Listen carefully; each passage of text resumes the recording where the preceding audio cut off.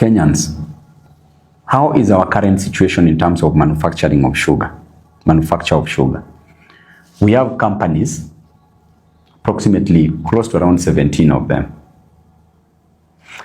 All these factories that are manufacturing sugar, the likes of Sony Sugar, Mumias, Muhoroni, Owino, all these companies have been leased out to private individuals.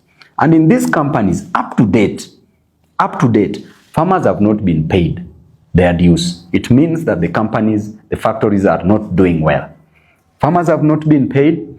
Number two, workers who are working in these factories have not been paid up to date. Look at Mumias, look at Sony Sugar, look at Muhoroni. They have not been paid up to date. So it only tells you that we don't have the capacity to manufacture the required sugar for our population. Therefore, what is next?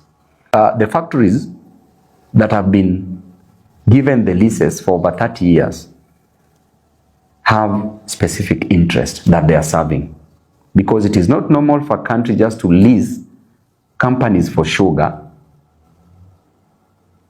to private individuals.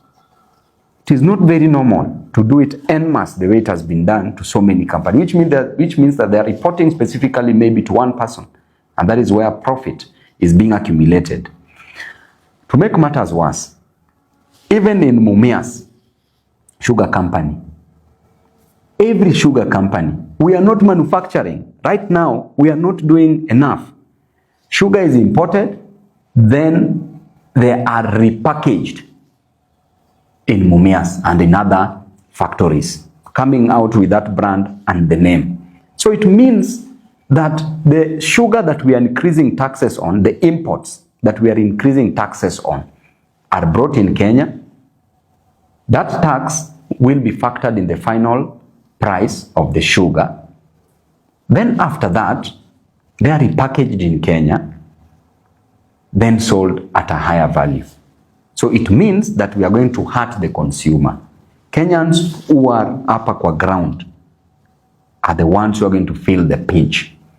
So the long and the short of this debate is this: if you increase tax for imported goods, you better have the capacity to manufacture to sustain the population, so that you discourage foreign absorption and you encourage domestic absorption. That way you will even create jobs. That way our farmers will be happy. But in a country where farmers are not paid, workers are not paid, if you even discourage imports from our country by increasing taxes, how are you helping our farmers here if you're not paying them now?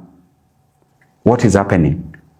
So which means that there are cartels somewhere who sat down somewhere and said that these imports on sugar that is being imported, taxes should be increased on them tactfully, so that those individuals could still benefit, because they are aware that we don't have the capacity to manufacture.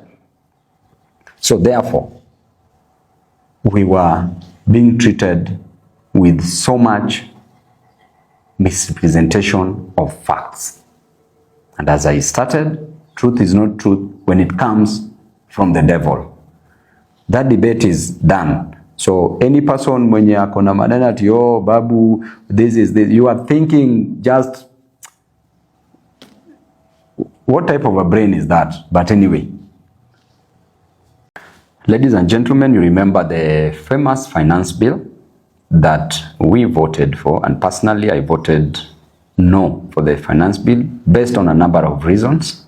So many reasons that a government should not tax her citizens to death as they are doing.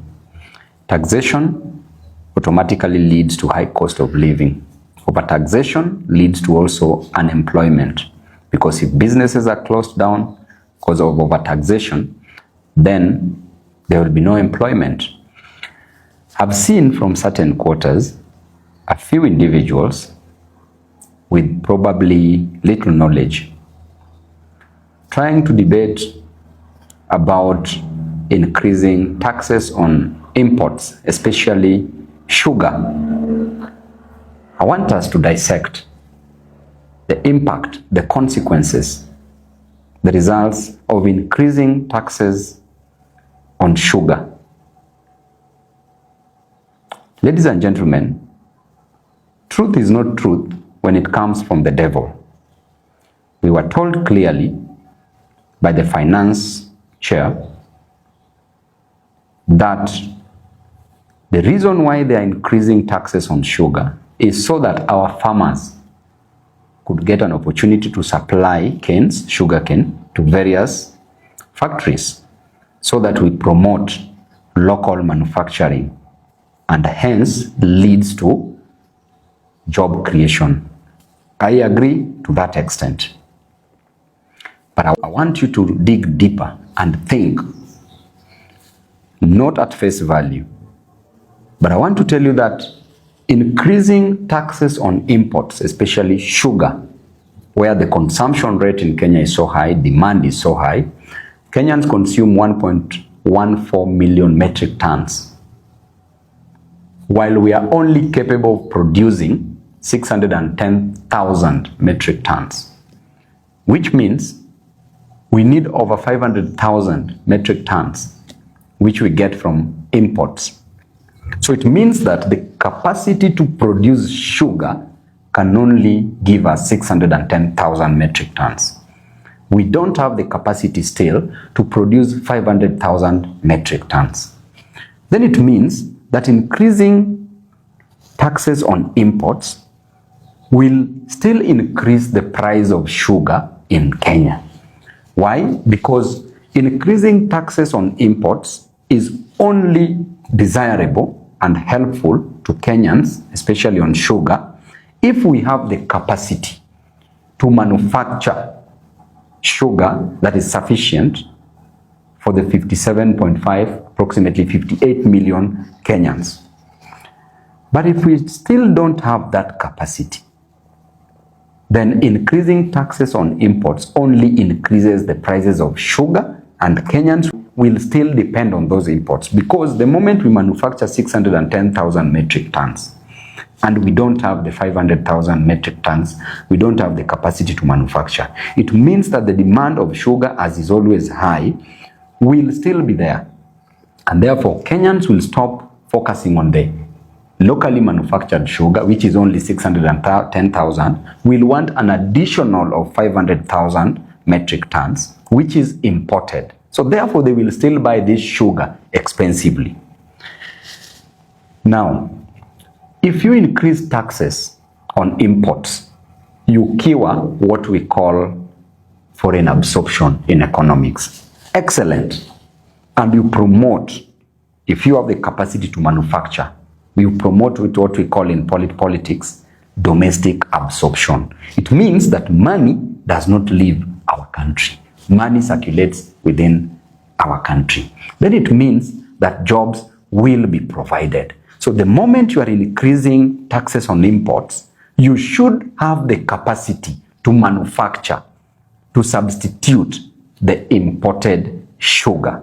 I want you to listen carefully, because we don't have time for small reasoning and bird's brain in this matter.